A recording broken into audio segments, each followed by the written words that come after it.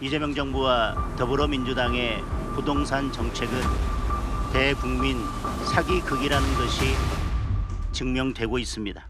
부동산 강제 공세령으로 국민은 오갈 곳을 잃었는데 이재명 정권의 핵심 인사들은 다른 세상에 살고 있습니다.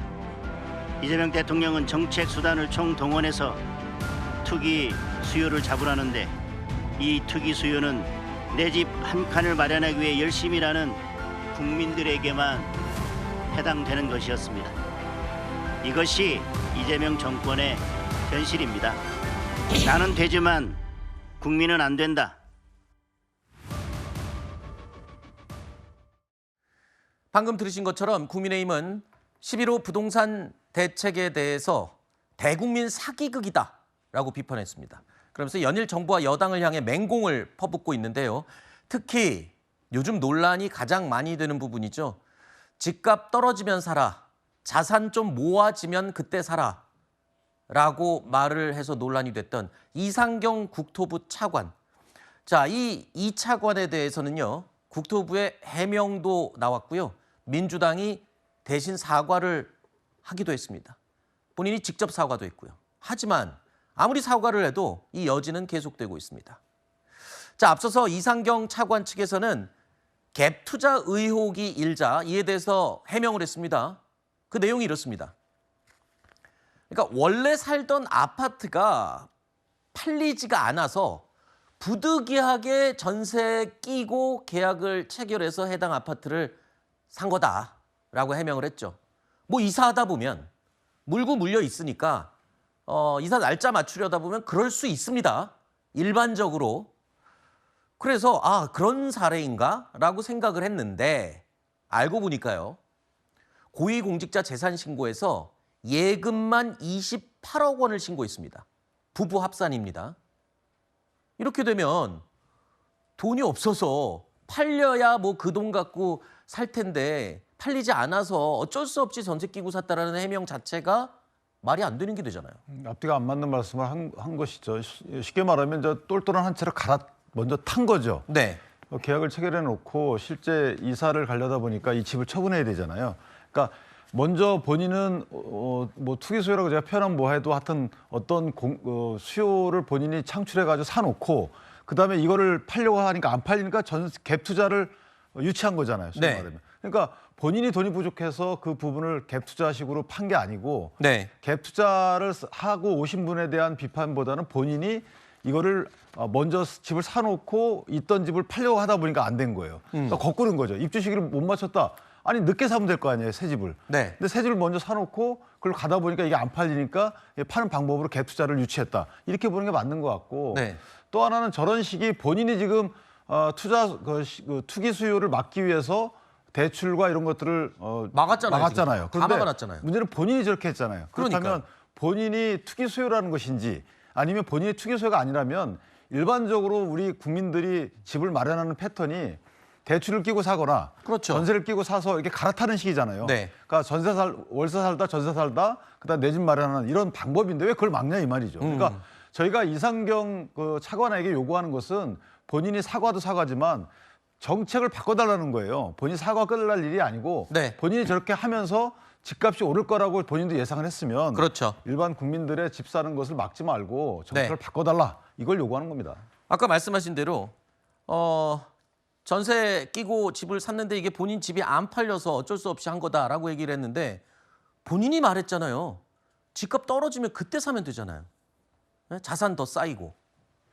그러니까 해명이 더 지금 비난을 사고 있는 겁니다. 국민의힘은 물론이고요. 민주당 내에서도 이상경 차관을 향해서 책임을 져야 한다.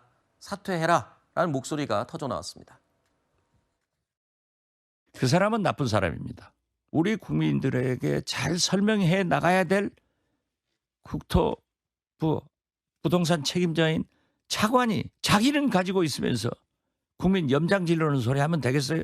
당 최고위원이 사과를 한다고 하면은 내가 책임져야 되겠다. 이걸 알아야죠. 알면서도 버티면 되겠다 하겠죠. 저는 그 아주 바람직한 사람이라고 생각해요. 나가야 돼요.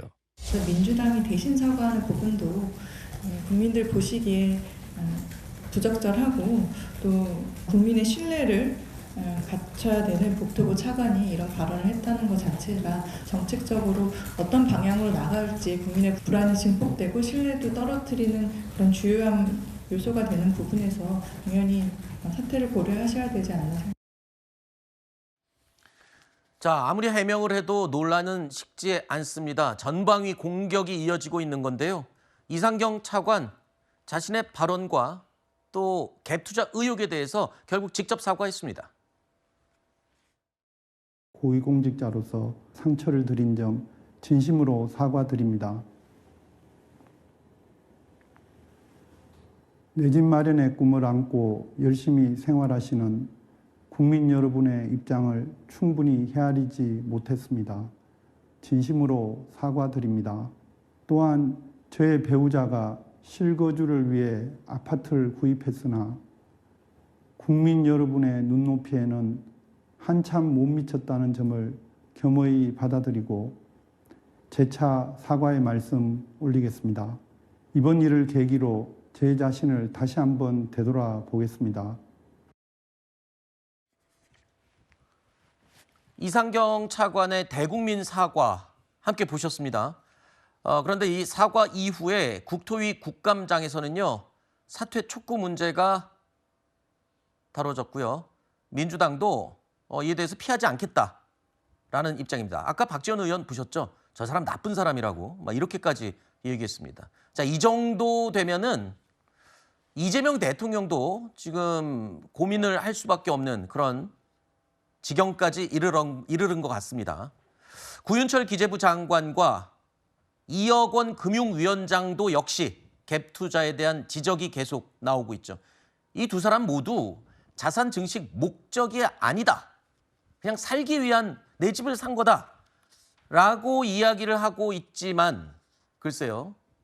이것도 갭 투자로 보시는 분들이 많더라고요. 그러니까 경매나 아니면 갭 투자 또는 대출 등으로 본인들이 다 샀어요. 그리고 산 뒤에 일정 부분은 또 안 살았어요, 그게. 그러니까 소위 정부에서 말하는 소위 계약시하고 있는 투기 수요라고 얘기할 수 있는 거잖아요. 근데 저런 것들이 저는 투기 수요로 보지는 않지만 본인들은 저렇게 했다는 거, 국민들도 저렇게 할 수 있는 기회를 줘야 되는 거 아니겠어요? 네. 근데 지금 와서 본인들은 다 그렇게 치부해 놓고 국민들은 지금 집 마련해가지고 안정적인 주거 생활을 하려고 하는데 그걸 막는 거잖아요. 그게 안 된다는 겁니다. 네. 그러니까 저 부분에 대해서 자꾸만 당사자들 사과로 끝낼 일이 아니고 전반적으로 현재 부동산 정책이 11호 정책 이 부분도 포함해서 옛날 6.27 정책인가요? 네. 그것까지 다 재검토할 필요가 있어요. 왜냐하면 지금 대한민국 전체 가구의 자산이 5억 원이 안 돼요. 5억 정도 됩니다. 네. 가구당.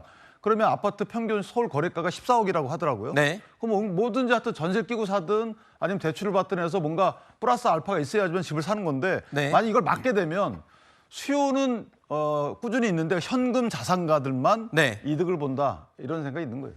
이 부동산 대책 발표 지금 세 번째 했는데 첫 번째 발표부터 계속 그 얘기는 나왔습니다. 전문가들이 이게 집값을 잡는 데 효과가 있을 수는 있겠지만 일단 돈 많은 사람들한테는 해당 없는 것 같다. 이런 전문가들의 분석이 지배적이었죠. 글쎄요. 그리고 아까 저기 이상경 차관 해명 내용 중에 그 내용이 있어요. 아내 탓을 약간 하는 듯한 느낌이에요. 아내가 실거주 목적으로 이 아파트를 구매를 했는데 국민의 눈높이에 맞지 않았다. 그럼 본인은 잘못 없고 아내가 그렇게 한 거다. 뭐 이렇게 되는 건가요? 또 논리가?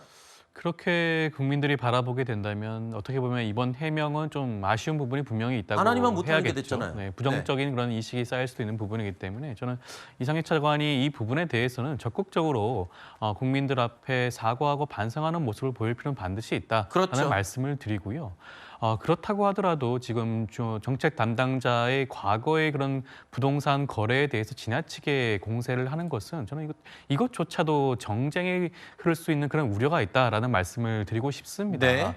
과거에 그러한 일을 했다고 하더라도 정책 담당자로서 정책을 위반하고 진행을 하는 데 있어가지고 이 정책이 어떠한 문제가 있는지, 어떠한 부정적인 면이 있는지, 긍정적인 면이 있는지를 따져봐야지 네. 주무부처 장관이라든가 차관이라든가 이런 분들에 대해서 과거의 그런 부동산 거래 이력을 가지고 공격을 하는 것은 자칫 잘못하면 메신저 공격이라고 그런 비판을 받을 수 있지 않겠습니까? 이 당시에 부동산 거래를 할 때는 이 당시 주무부처 장관도 아니었고 차관도 아니었습니다. 네. 그 당시에는 정상적으로 그런 거래를 했다고 생각할 수도 있는 여지가 있는 것이고요. 이상경 차관의 경우에도 고등동 아파트에서 백현동 아파트로 이사를 하면서 그 과정에 물론 전세 세입자가 있다 보니 그 이주 시점을 맞추지 못하는 그런 부분도 있을 겁니다. 네. 보통 부동산 알겠습니다. 거래를 하면서 그런 경우 왕왕 있기 때문에 네. 그런 부분도 한번 참고하셔야 되지 않을까 싶습니다. 알겠습니다. 다소 억울한 부분이 있을 수 있다. 뭐 이제 그렇게 이야기를 해주신 것 같습니다만 지금 일단은 뭐 국민 눈높이에는 맞지 않았다라는 걸 본인도 인정한 상황이니까요. 사과하면서요. 자, 이재명 정부의 부동산 정책에 연일 공세를 퍼붓고 있는 국민의힘은요. 급기야 이런 노래까지 만들었습니다. 민주당은 금빛 누각 서민들은 서울 진입 금지 허가받아야 집을 사는 세상 지도 위 경계선 서울 진입 금지령 서울 입성인 계급표 대통령실은 강남의 다주택자 공포하다 말아대 그 법에 사는 자는 따로죠 국민은 허가증 받기 위해 줄을 서네 서울 성문을 닫아라 공무원 날이 실거주 허가 좀 주시오 고관의 집은 하늘에 닿구나 허가 없이도 숨 쉴 수 있는 세상 그날이 오면 진정이 땅이 자유의 땅 되리라 서울 진입 금지령, 서민들은 서울 진입 금지다. 뭐 이런 내용의 AI로 만든 노래라고 하네요. 자, 이 11호 부동산 대책으로 서울 전역이 투기과열지구, 토지거래 허가구역, 전역이 전부 다 토지거래 허가구역으로 지정이 됐죠. 조정 대상 지역으로까지 3중 규제 적용을 받게 된 겁니다. 서울 안에서는 어딜 가더라도 이제 집을 사는 게 쉽지가 않죠. 어렵습니다. 자, 어제 서울 15개 서울 지역 구청장들이 모두 한자리에 모였습니다. 토지거래 허가제를 철회하라고 요구했습니다. 국민 분열과 시장 왜곡을 조장하는 11호 부동산 개혁을 즉각 전면 폐지하라! 국민을 잠재적 투기꾼으로 취급하는 징벌적 세금 폭탄과 대출 옥죄기를 당장 중단하라!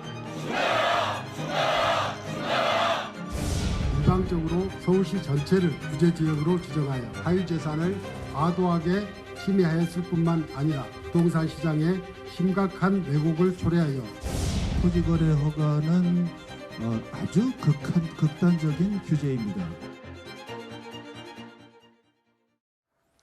자, 정부의 부동산 대책에 대해서 기초지자체장들이 이렇게 단체로 반대를 하는 거는 처음 있는 일입니다. 그런데 지금 이번에 정부가 발표한 부동산 대책 자체가 지금 오세훈 서울시장, 서울시가 추진하는 부동산 대책과 거의 정반대예요. 그러다 보니까 이 반대 의견이 있을 수 있습니다. 그런데 특이한 건요. 저기 어제 이 항의를 하는 구청장들 모임에 민주당 소속은 안 나왔어요. 그래서 일부에서는 지금 뭐 당 눈치를 보는 거냐 아니면 내년 지방선거 의식해서 간 보는 거냐 뭐 이렇게 분석하는 사람들도 있습니다.